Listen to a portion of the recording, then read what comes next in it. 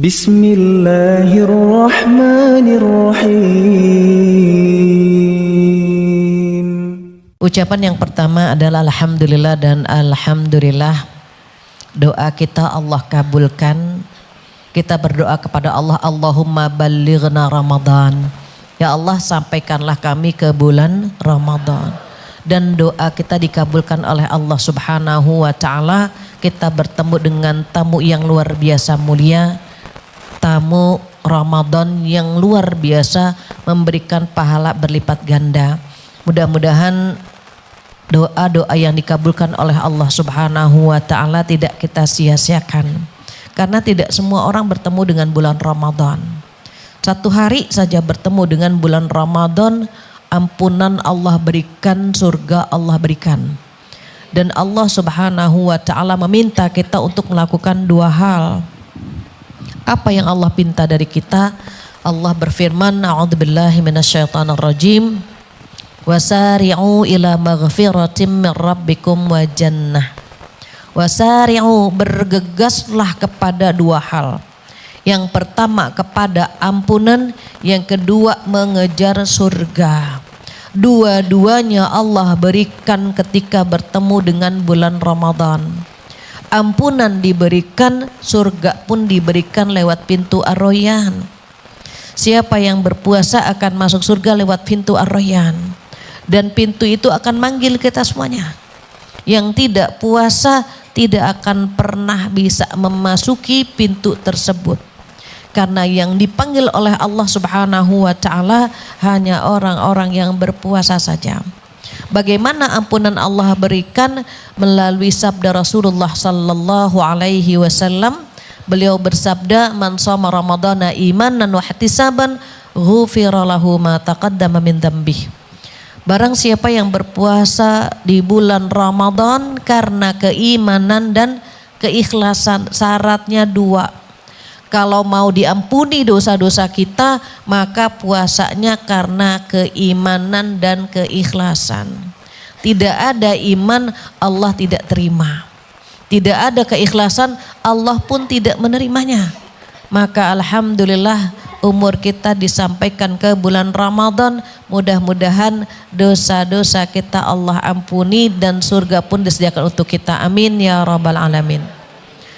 Tak lupa salawat dan salam kita sampaikan kepada kekasih kita Rasulullah sallallahu alaihi wasallam yang menghidupkan bulan Ramadan dengan amal-amal soleh. Beliau mengajak kita menjamu bulan Ramadan dengan jamuan-jamuan yang indah. Dan jamuan-jamuan itu sudah kita planning, sudah kita sediakan sebelum Ramadan. Di pikiran kita yang ada bagaimana agar tamu Ramadan ini tidak meninggalkan kita sia-sia. Ibu kalau misalnya LDM, suami jauh 3 bulan, 7 bulan gak pulang, bahkan 1 tahun gak datang.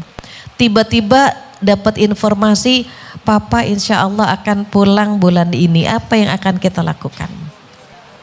Kita akan siap-siap mandi, luluran gitu ya. Itu paling penting. Belum lagi makanan kesukaan akan kita sediakan untuk pasangan kita. Badan kita wangi, makanan yang kita sediakan juga lezat gitu ya. Dan kita akan menyambut dengan sukacita. Itu suami yang akan bertemu dengan kita. Ada tamu kemuliaan yang luar biasa yang memberikan ribuan pahala untuk kita semuanya. Dan tamu itu adalah bulan Ramadan. Bagaimana agar Ramadan tidak kecewa dengan jamuan-jamuan kita? Maka jiwa kita harus siap menyambut tamu kemuliaan itu.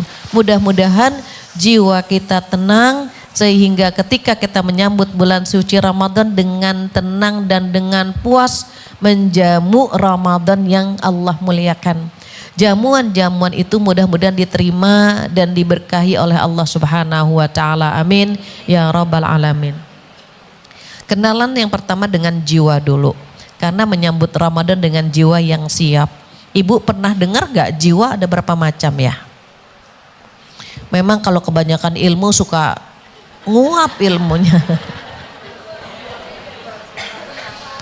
Jiwa ada 3 macam. Ini nggak ada air ya, jadi nggak bisa jadi contoh karena kalau ada air takut saya lupa juga. Jadi ketika kita mengenal jiwa, jiwa itu ada 3 macam. Apa yang pertama? Yang pertama adalah jiwa yang tenang. An-nafsul mutmainnah, jiwa yang tenang. Seperti jiwa-jiwa yang hadir hari ini, tenang semuanya. Saking tenangnya banyak yang baca doa tidur. Udah Ramadan, gerimis, ya Allah lapar. Tenang sekali duduknya kita gitu ya. Jiwa-jiwa yang tenang itu diisi dengan zikir. Allah berfirman, a'udzubillahi minasyaitonirrajim, ala bidzikrillahi tatmainnul qulub. Ingat dengan berzikir hatimu tenang. Zikir bisa lewat lisan, bisa lewat pikiran, bisa lewat amal perbuatan. Ketika kita duduk di pengajian, duduk di majlis ilmu, itu otomatis hati kita tenang. Siapa yang memberikan garansi? Rasulullah Shallallahu Alaihi Wasallam. Semua orang yang duduk di pengajian, di majlis ilmu, Allah turunkan ketenangan. Ibu, kalau kita healing jauh-jauh, keluar kota, keluar negeri healing, sebetulnya healing yang paling gampang duduk di pengajian. Itu healing yang paling murah. Healing yang paling mudah dan murah adalah duduk di pengajian. Apa kata Ibnu Qayyim? Ibnu Qayyim berkata, cari ketenangan di 3 tempat. Yang pertama kapan? Yang pertama duduk di majlis ilmu. Sekarang kita sudah tenang karena duduk di majlis ilmu. Yang kedua kapan? Yang kedua ketika kita mendengarkan Al-Quran atau membaca Al-Quran. Ibu sudah dapat berapa juz hari ini? Oh, ada yang 19, ada yang 12. Udah hatam. Bu Nurul udah hatam ya, Masya Allah. Ada yang dapatnya 3 juz. Juz Al-Pukat, juz Sirsak. Targetin ya Bu, kalau misalnya mau hatam 1 kali, berarti sehari 1 juz. Kalau targetnya hatam 2 kali, berarti 1 hari 2 juz. Itu buat yang sudah menopause. Yang belum, tambah lagi. Kalau mau hatam 3 berarti nambah berikutnya. Sehari 3 juz. Targetkan hatam Al-Quran biar Ramadan kita puas dengan jamuan yang kita sediakan. Jangan sampai Ramadan pergi kita baru menyesal. Ya tinggal 2 hari lagi saya belum hatam. Biasanya penyesalan itu datangnya di akhir. Karena kalau di awal namanya pendaftaran. Jadi mumpung belum berakhir baru hari keberapa Bu? Beda-beda ya. Ada yang 6, karena ada yang lebih awal ya. Ada yang Rabu, ada yang Kamis. Nah ketika kita ingin tenang. Tadi yang pertama apa Bu? Duduk di pengajian. Yang kedua, membaca Al-Quran atau mendengarkan orang membaca Al-Quran. Syukur-syukur ibu baca. Kalau dengar kapan? Ketika kita udah lelah membaca. Kita sedang sibuk dengan pekerjaan kita atau kita sudah lelah membacanya baru kita dengerin. Tapi kalau masih ada kekuatan untuk baca, baca lebih banyak lagi. Kenapa Bu? Kalau kita membaca Al-Quran akan Allah muliakan. Kenapa bulan Ramadan mulia? Karena bulan turunnya Al-Quran. Dan mengapa malam Lailatul Qadar mulia? Karena malam turunnya Al-Quran. Malaikat Jibril mulia karena membawa Al-Quran. Dan Rasulullah mulia karena berakhlak Al-Quran dan mukjizat beliau juga Al-Quran. Kita mulia ketika dekat dengan Al-Quran, baik belajar maupun mengajarkannya atau membacanya. Jadi kalau mau tenang jangan jauh-jauh dari Al-Quran. Khairukum man ta'allamal Quran wa 'allamah. Sebaik-baik kalian adalah yang belajar membaca Al-Quran dan mengajarkannya. Bahkan yang lebih keren lagi, di hari kiamat Al-Quran akan datang ke hadapan kita. Ngapain, Bu? Memberikan syafaat. Ketika seorang hamba disiksa, ketika seorang hamba diazab, maka Al-Quran hadir pasang badan, Ibu.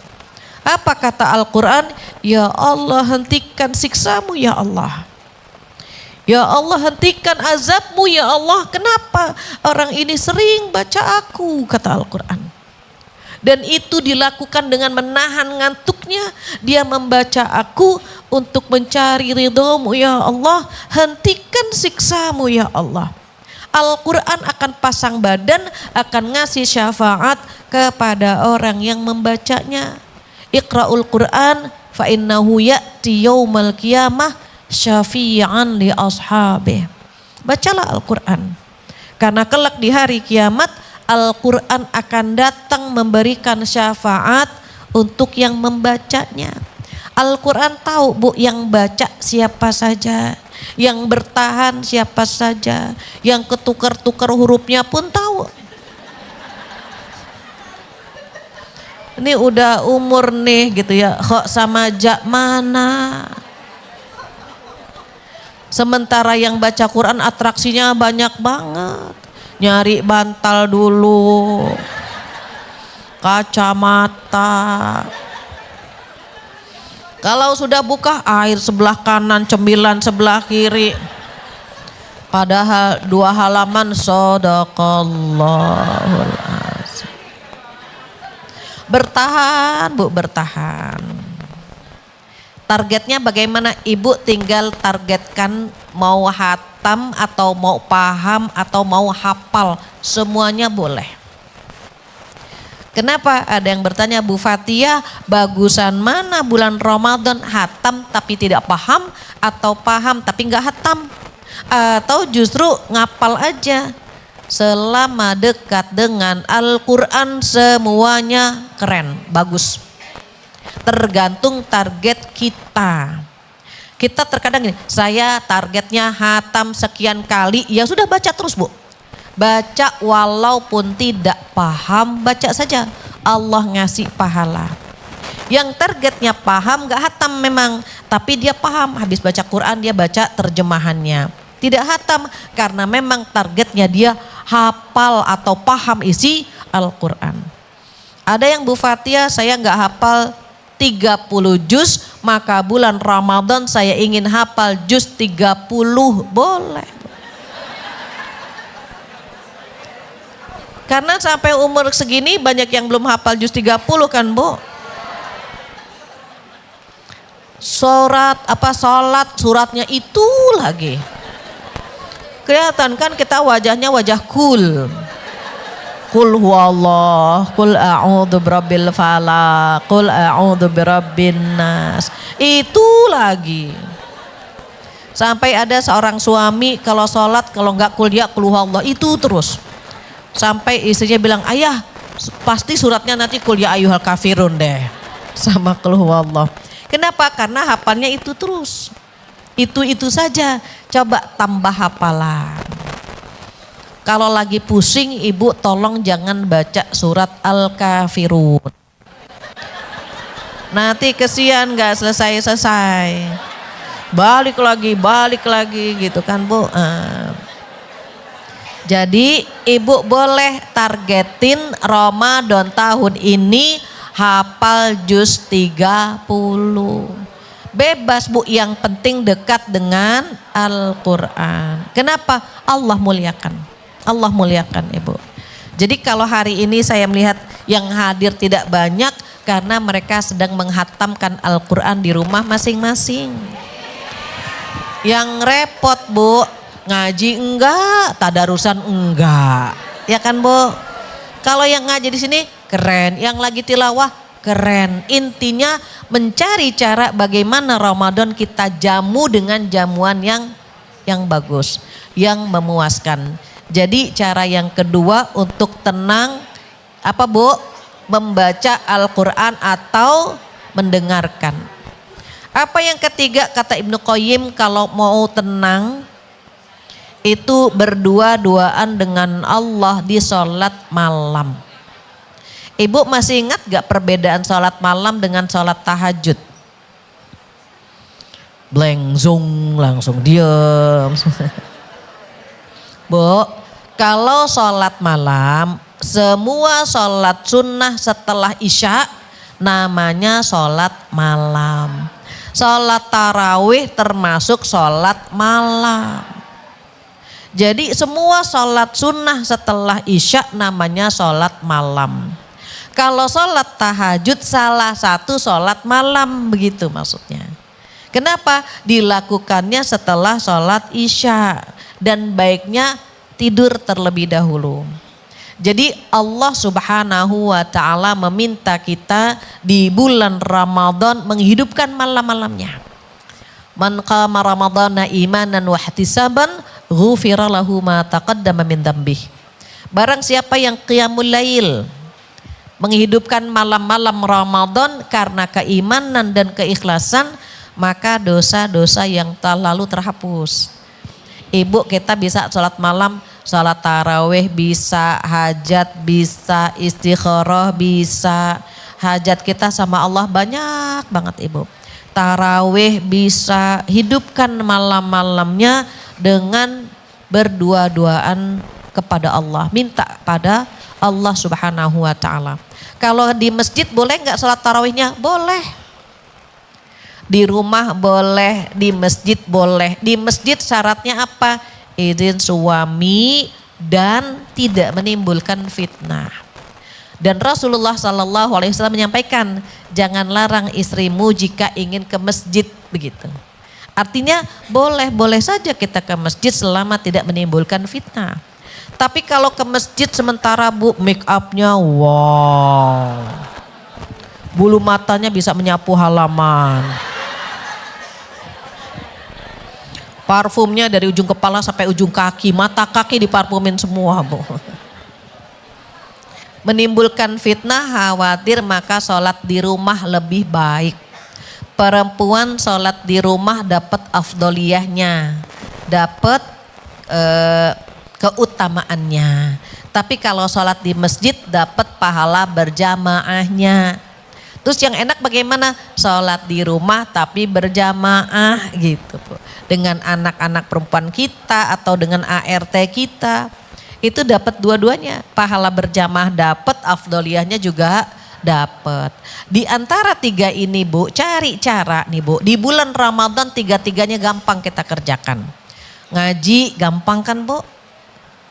Baca Quran insya Allah gampang.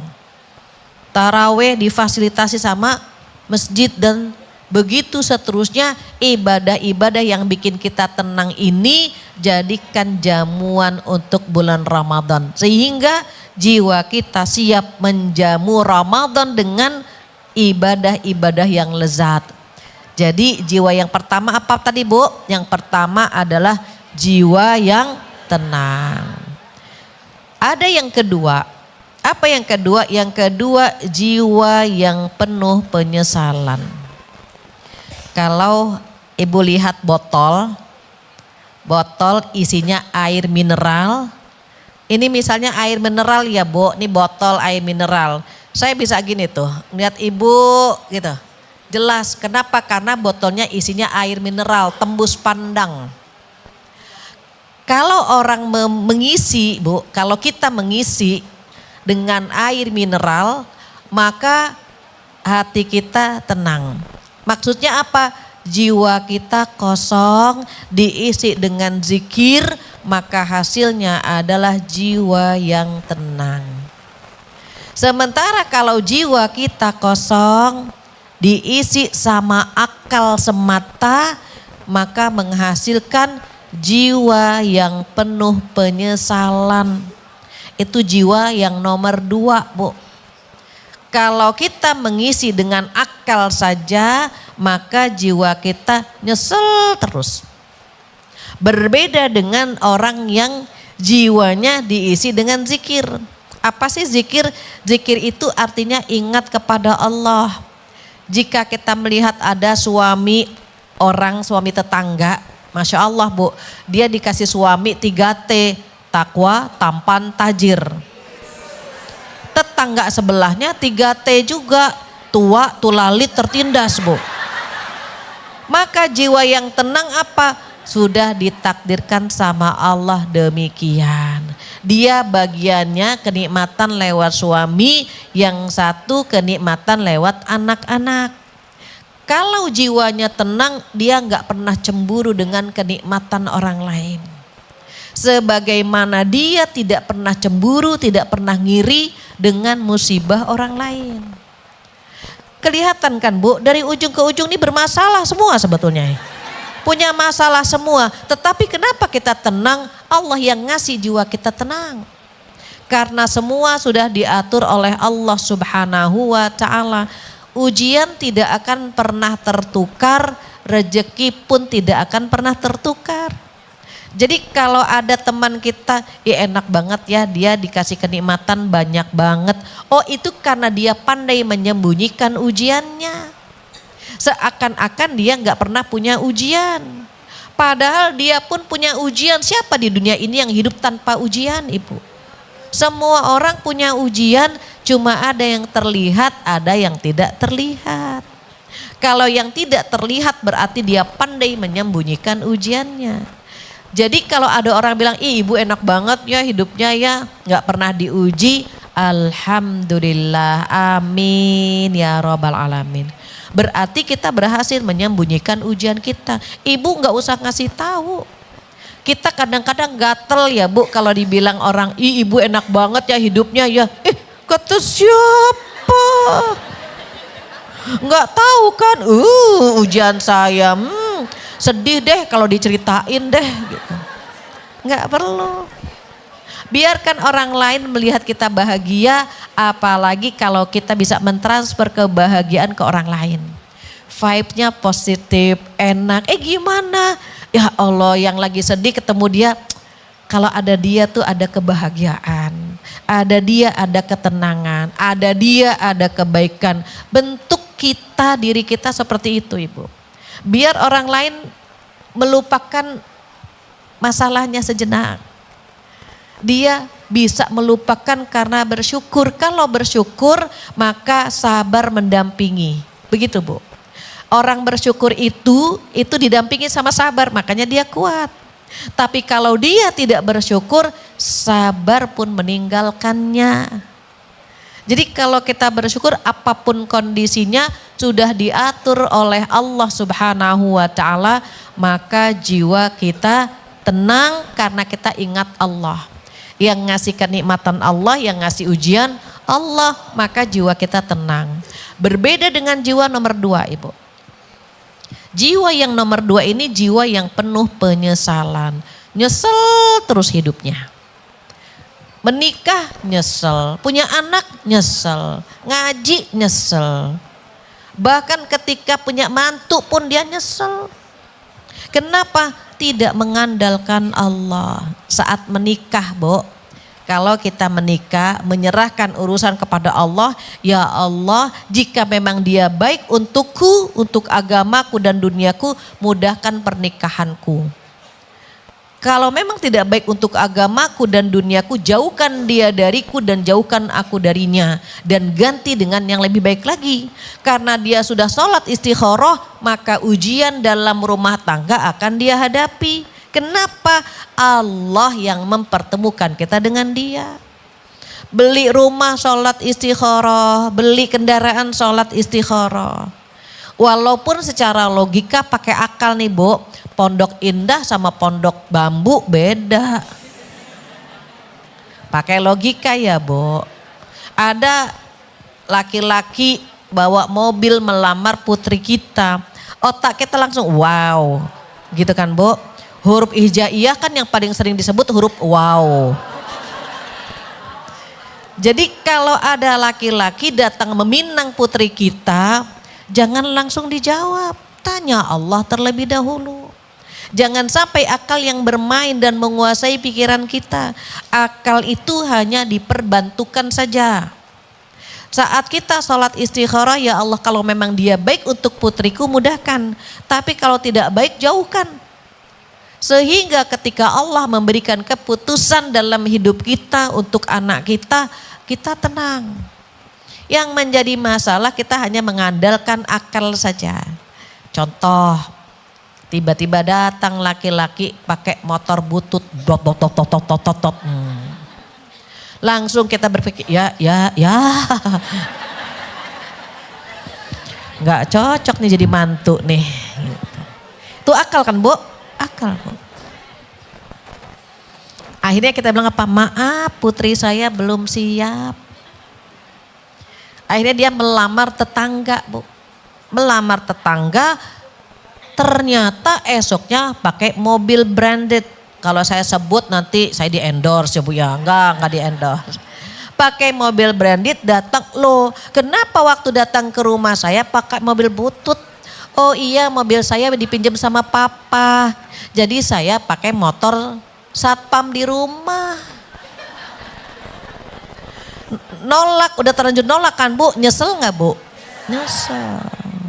Apalagi ternyata laki-laki ini Bu, itu bukan hanya 3T, 5T Bu. Udah takwa, tampan, tajir, terdidik Bu. Dan terjamin Masya Allah. Nyesel gak Bu yang ibu yang tadi itu Bu? Nyesel. Pas dijemput lah itu udah pernikahan. Duh ya Allah mana soleh banget. Kenapa? Karena dia tidak sholat istikharah. Coba kalau tanya dulu sama Allah. Kenapa sih semuanya harus nanya sama Allah? Kenapa semua harus pakai sholat istikharah? Karena bumi dan langit digenggam sama Allah. Ya Bu, nih ibu megang HP kan, nih HP kita genggam. Ibu mau pergi ke mana saja, nggak tahu alamatnya, ibu buka Google Map nggak? Ibu percaya banget kan sama Google Map. Google Map walaupun ngajak ngasruk Bu. Kita pakai lagi, padahal nyebelin, kita marah-marah. Ini Google gimana sih kita diajak ngasruk gitu kan Bu. Besok kita pakai lagi. Kita ngikutin apa kata Google Map kan Bu. Google Map bilang turn right, kita turn right belok ke kanan. Turn left, kita belok ke kiri. Ngikut percaya banget sama Google Map. Dan Google Map ini buatan manusia. Bayangkan langit dan bumi digenggam sama Allah. Kenapa nggak nanya sama pemiliknya? Ya Allah, ini kira-kira cocok nggak buat aku ya Allah? Kalau Allah katakan tidak cocok, hentikan Bu. Kita sedang belajar mengikuti apa yang Allah mau, bukan yang kita mau. Ada Bu anak-anak sekarang Gen Z kalau mau nikah, saya bilang salat istikharah ya Kak. Ah nggak mau ah. Takutnya jadinya sama yang gak saya seneng gitu. Ada 2 Bu, ini cerita nyata ya Bu. Ada jamaah saya mau nikah. Yang satu, saya kan pernah cerita sama ibu-ibu, lupa ya Bu ya. Yang satu agresif Bu. Wah pokoknya berani Bu kalau pacaran. Yang satu jaga jarak. Kata perempuan ini, saya seneng banget sama yang pertama, agresif banget kalau pacaran. Kalau yang satu cupu, culun punya nggak ngapa-ngapain Bu, saya nggak diapa-apain gitu. Saya bilang coba sholat istikharah.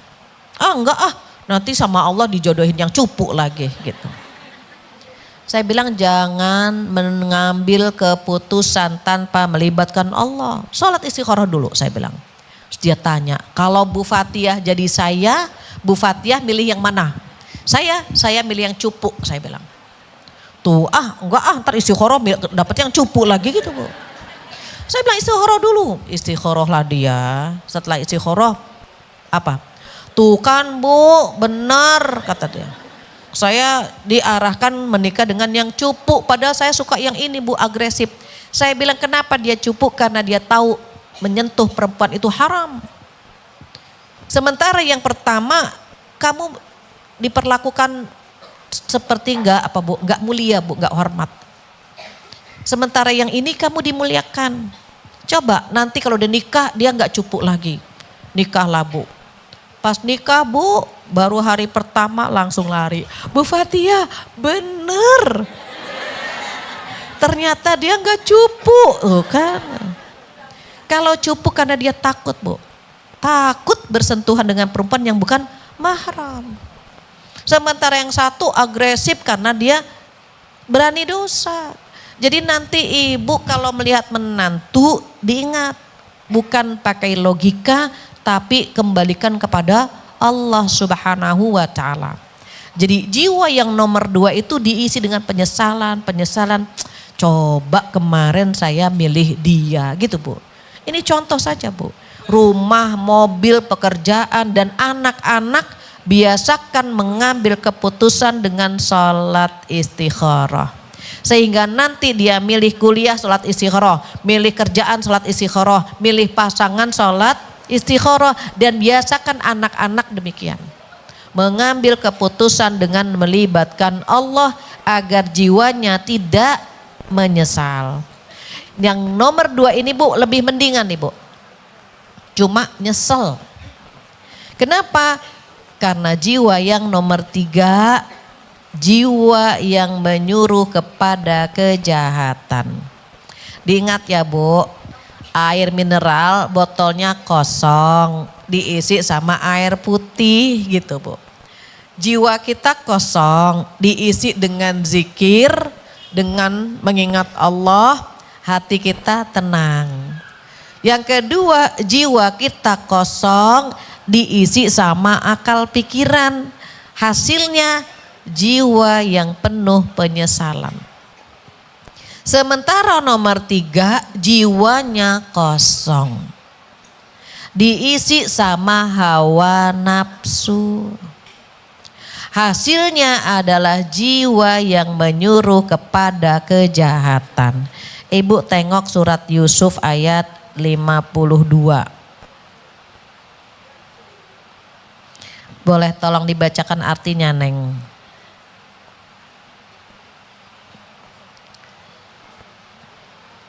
Ini jiwa yang menyuruh kepada kejahatan ya Bu.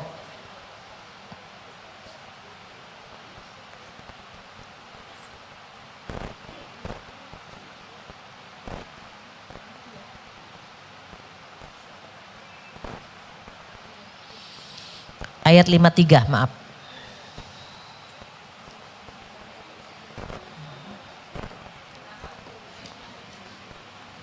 Surat Yusuf ayat 53.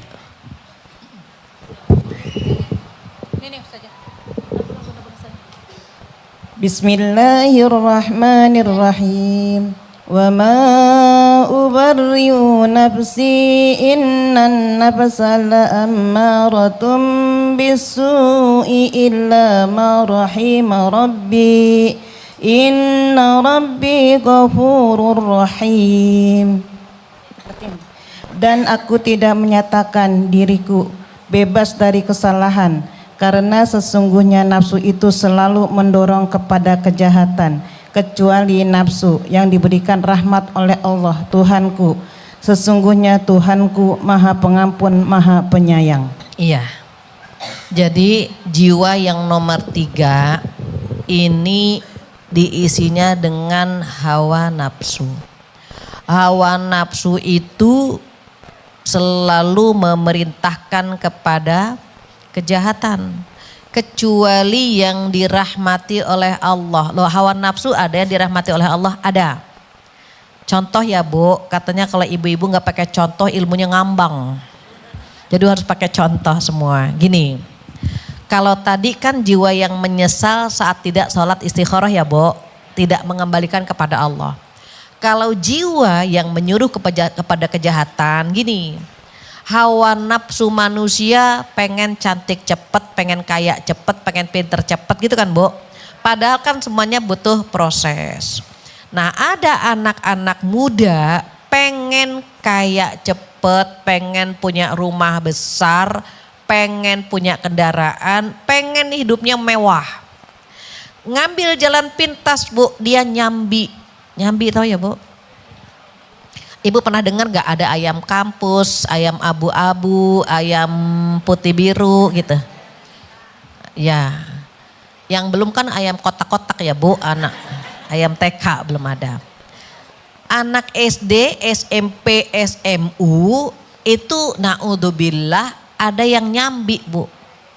Nyambi menservis om-om. Jadi anak ABG, anak baru gede ketemu sama ABG, angkatan babe gue. Nah masing-masing punya kepentingan. Yang ABG ini Bu pengen punya kemewahan, hidup mewah gitu Bu.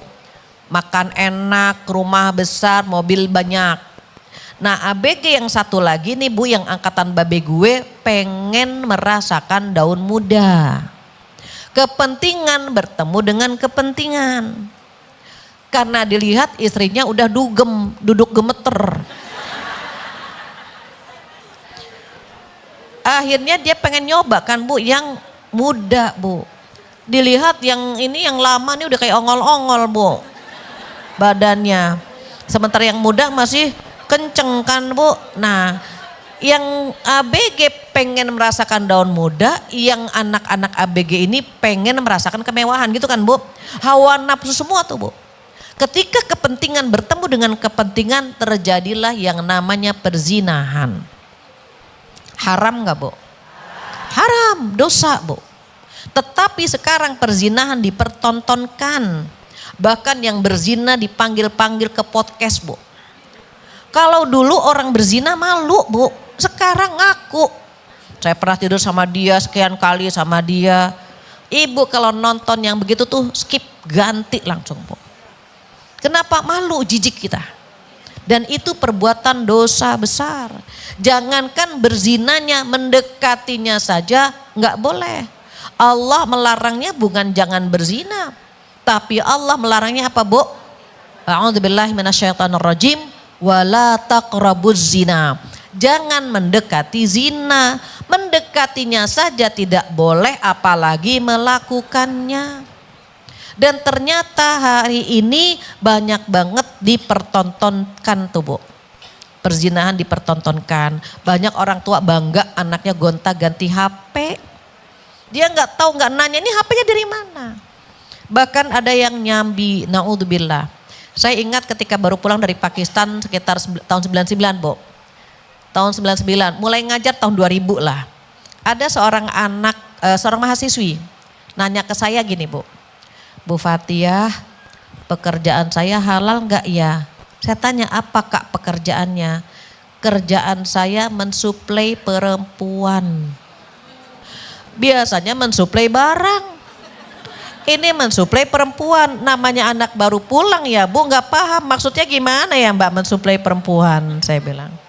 Dia bilang apa? Jadi saya tugasnya memberikan informasi atau gitu ya Bu, mengirim chat ke perempuan itu. Kamu akan dijemput sama mobil ini, ke hotel ini, tidur sama om ini. Kerjaannya tuh Bu. Tapi dia bilang demi Allah Bu Fatihah saya nggak berzina, enggak, saya tidak berzina dengan om itu, saya cuma ngirim.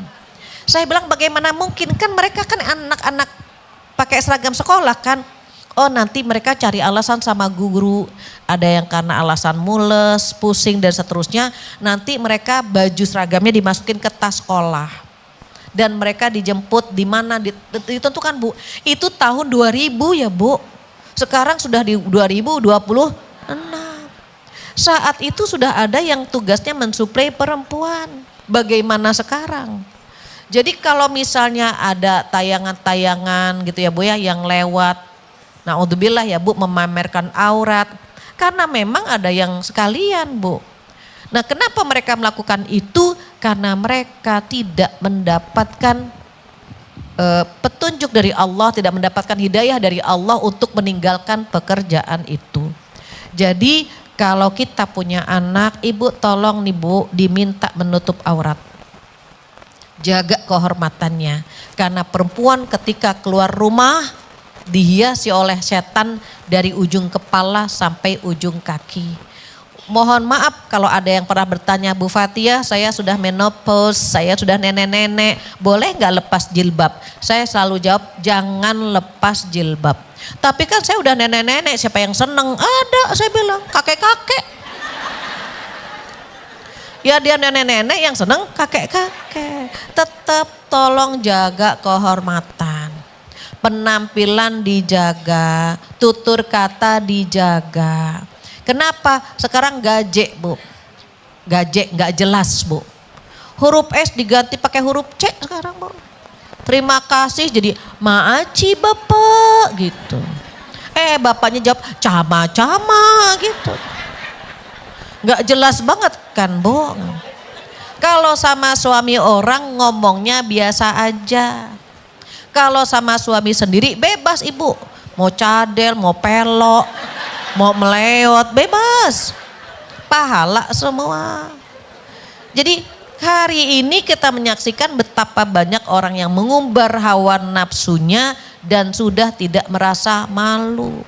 Yang begini nih, Bu, susah, Bu, menjamu tamu Allah. Susah menjamu Ramadan dengan amal soleh karena sudah diisi dengan hawa nafsu. Satu saja dosa yang kita lakukan mengikuti hawa nafsu itu gak akan ketemu tuh, Bu, dengan keinginan menjamu Ramadan, gak bisa, Ibu. Kenapa? Karena ilmu itu cahaya, ibadah itu cahaya, amal soleh itu cahaya. Cahaya gak akan pernah bertemu dengan dosa. Jadi kalau pengen kita siap menjamu tamu-tamu Allah, nih hawa nafsu ini disingkirkan dulu. Terus memang ada ya hawa nafsu yang dirahmati oleh Allah Subhanahu wa taala? Ada. Ketika mereka menikah, maka hawa nafsu itu termasuk dirahmati oleh Allah. Jadi kalau misalnya suami istri gitu, Bu, harmonis, langgeng, itu kan Allah ridhoi, Bu. Jadi pesan saya buat yang masih punya suami, mumpung ada suami, itu kejar surga lewat suami. Memang setannya gak redo ya, Bu. Kalau kita harmonis tuh setan gak redo. Maka dibuatlah kita sama setan berantem mulu. Ibu ngeliat suami kan terkadang bawaannya kesel aja gitu ya, Bu ya. Bawaannya mau berantem terus sama suami. Suami juga sebetulnya ngeliat kita juga sebel, Bu. Dia gak bahagia-bahagia banget dapet kita, Bu. Enggak. Kita jangan GR juga, jangan sombong juga. Oh dia beruntung dapat kita. Enggak, Bu, dia tekor, Bu. Makanya kadang-kadang dia nyari surat nikah. Pengen tahu ada expirednya enggak sih ini surat nikah. Makanya kalau ada pengajian-pengajian untuk ada pengajian buat bapak-bapak, itu kalau kita bilang semoga kita dikumpulkan bersama keluarga di surga, bapak-bapak diem aja, Bu. Yang semangat menjawab amin tuh ibu-ibu amin. Saya perhatikan bapak-bapak gak ada yang jawab amin, Bu. Terus ada yang nanya, emang nanti di surga sama dia lagi ya, Bu? Gitu, Bu. Dia udah capek banget, Bu, sama kita, Bu. Saya bilang, Pak, di surga itu istri bapak gak kayak gini. Cakep, saya bilang. Terus udah gak cerewet lagi. Udah gak banyak nuntut lagi. Bodinya itu body istri bapak nanti kayak tikungan nagrek, Bu. Banyak belokannya tuh kan, Bu. Sekarang ya begitu adanya, tapi nanti di surga sifat buruk itu dihilangkan semua. Maka ketika kita tahu Ramadan ini bulan yang dimuliakan oleh Allah Subhanahu wa taala, maka kita jamu. Jiwa kita siap, jiwa yang mana yang siap? Jiwa yang nomor 1. Yang memang sudah dibersihkan tuh, Bu, dibersihkan gitu ya, Bu ya. Sehingga berharap ketika meninggal nanti malaikat membacakan surat Al-Fajr. Nah, ini untuk jiwa yang tenang itu ada di surat Al-Fajr. A'udzubillahi minasyaitonirrajim. Ya ayyatuhan nafsul mutmainnah irji'i ila rabbiki radiyatan mardiyah. Fadkhuli fi ibadi wadkhuli jannati. Tolong dibacakan terjemahannya. Biar tahu ya Bu, kalau yang ketiga kan jiwa yang menyuruh kepada kejahatan. Al-Fajr surat keberapa ya? Al-Fajr itu surat ke 100 89. 89 ya? Surat ke 89. Ayat 27 sampai 30. Baik. Bismillahirrahmanirrahim. Wahai jiwa yang tenang, kembalilah kepada Tuhanmu dengan hati yang ridho dan diridhoinya. Maka masuklah ke dalam golongan hamba-hambaku dan masuklah ke dalam surgaku. Masya Allah Ibu. Enak ya Bu. Dulu Ibunda Khadijah radhiyallahu anha ketika meninggal, malaikat Jibril membacakan ayat ini Ibu. Ketika Ibunda Khadijah radhiyallahu anha meninggal, malaikat Jibril membaca ayat ini. A'udzubillahi minasyaitonirrajim. Ya ayyatuhan nafsul mutmainnah. Wahai jiwa yang tenang. Irji'i ila rabbiki radiyatan mardiyah. Kembalilah kepada Tuhanmu dengan hati yang tenang, puas, diridhoi oleh Allah Subhanahu wa taala. Fadkhuli fi ibadi wadkhuli jannati. Masuklah ke dalam golongan hamba-hambaku dan masuklah ke dalam surgaku. Apa kata Abu Bakar? Indah sekali ayat yang dibacakan oleh malaikat Jibril untuk Ibunda Khadijah. Apa kata Rasulullah sallallahu alaihi wasallam? Ya Abu Bakar, kelak malaikat pun akan membacakan ayat ini untukmu. Enak Bu kalau jiwa tenang kembali kepada Allah dengan hati yang tenang. Selamat akidahnya, selamat ibadahnya, selamat hatinya. Sehingga kembali ke hadapan Allah dengan jiwa yang tenang. Dan kita pengen banget Bu Ramadan kita jamu dengan hati puas. Karena jamuan-jamuan yang kita hidangkan itu mengantar kepada ketenangan. Apa jamuan yang bisa kita siapkan? Ibu tengok kemampuan kita di mana. Ada 10 tapi saya kasih 5 aja. 5 yang bisa membuat hati kita puas. Yang pertama tarawih. Jangan ditinggal. Kenapa? Karena sholat tarawih mampu menghapus dosa-dosa masa lalu. Yang kedua tilawah. Tilawah bukan tidur di lantai bawah. Baca Quran. Tadi sudah saya singgung ya Bu, baca Quran. Boleh baca, boleh hafal, boleh paham tafsirnya dan seterusnya. Ada yang ketiga sedekah. Kalau kita merasa paling gampang sedekah, perbanyak sedekah. Rasulullah Shallallahu Alaihi Wasallam ketika Ramadan sedekahnya seperti angin yang berhembus Bu, tidak menunda. Adanya kurma dikasih kurma, adanya roti dikasih roti, nggak pernah maaf nanti gitu. Kenapa? Karena Rasulullah Sallallahu Alaihi Wasallam tahu ibadah di bulan Ramadan, sedekah di bulan Ramadan, pahalanya berlipat-lipat dan keberkahannya juga berlipat.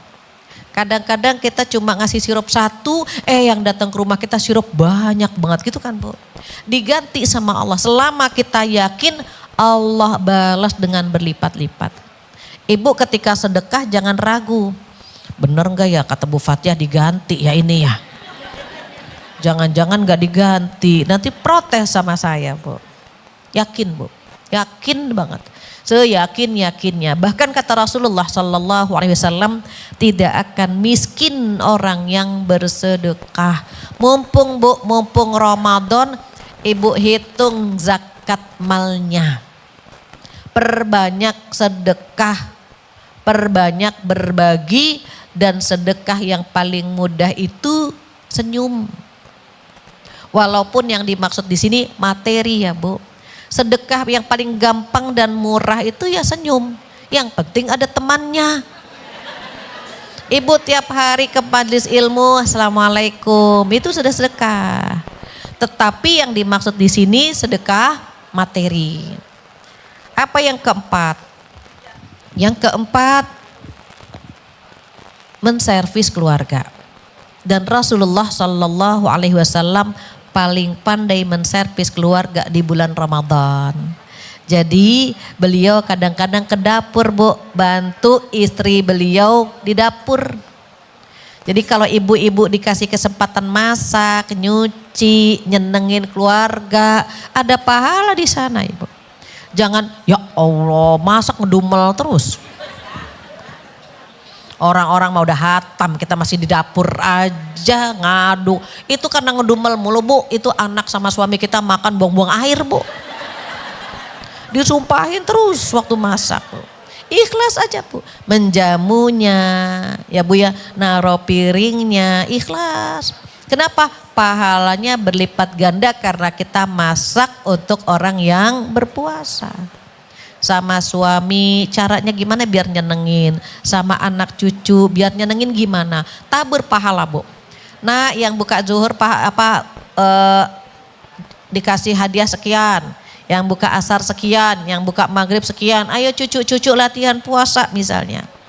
Taburkan pahala sedekah sebanyak-banyaknya untuk orang-orang yang kita cinta, dilipat gandakan. Yang terakhir, yang kelima, ini mohon maaf ya Bu, kalau yang mampu yang i'tikaf, berburu Lailatul Qadar. Kenapa harus berburu? Karena memang kita jagain jangan sampai dia lepas. Kapan waktunya? Di 10 hari terakhir di malam-malam ganjil. Tetapi karena i'tikaf ini hukumnya sunnah, ibu bisa cari gantinya dengan duduk di pengajian. Khawatir Bu, kita ketemu anak-anak, ya Allah Bu itu ingusan, gak mandi-mandi, ibunya kemana? I'tikaf. Ya Allah itu baju 3 hari nggak ganti karena ibunya i'tikaf. Buat perempuan mau i'tikaf itu izin sama suami. Kenapa? Dia menservis anak-anak, menjaga anak-anak hukumnya wajib. Sementara i'tikaf hukumnya sunnah. Dahulukan yang wajib baru yang sunnah. Jadi kalau mau i'tikaf misalnya ayahnya bilang, tahun ini nggak usah ya gantian ayah yang i'tikaf, ibu di rumah. Oke, gitu Bu. Ini ayah ibu mau i'tikaf, tuh beras di karung, sayuran di kulkas, anak-anak tolong nggak usah. Biarkan yang laki-laki ke masjid Bu. Boleh nggak cuma tanggal-tanggal ganjil? Boleh. Ibu sediakan waktu di 10 hari terakhir di malam-malam ganjil, dan kalau tidak bisa boleh diganti duduk di majelis ilmu, kita sama-sama tadarusan, sama-sama mencari pahala dengan pintu yang lain. Mumpung ingat tadi kan yang jiwa yang tenang sudah dapat ayatnya ya Bu, jiwa yang menyuruh kepada kejahatan juga sudah dapat. Untuk jiwa yang penuh penyesalan, ibu buka surat Al-Qiyamah ayat 2 sampai 4 Al-Qiyamah. Ini untuk jiwa yang penuh penyesalan, itu di surat Al-Qiyamah 75. Surat ke-75 ayat 2 sampai ayat 4. Hanya artinya saja Ustazah? Ya. Baik, bismillahirrahmanirrahim. Dan aku bersumpah demi jiwa yang selalu menyesali dirinya sendiri. Apakah manusia mengira bahwa kami tidak akan mengumpulkan kembali tulang belulangnya?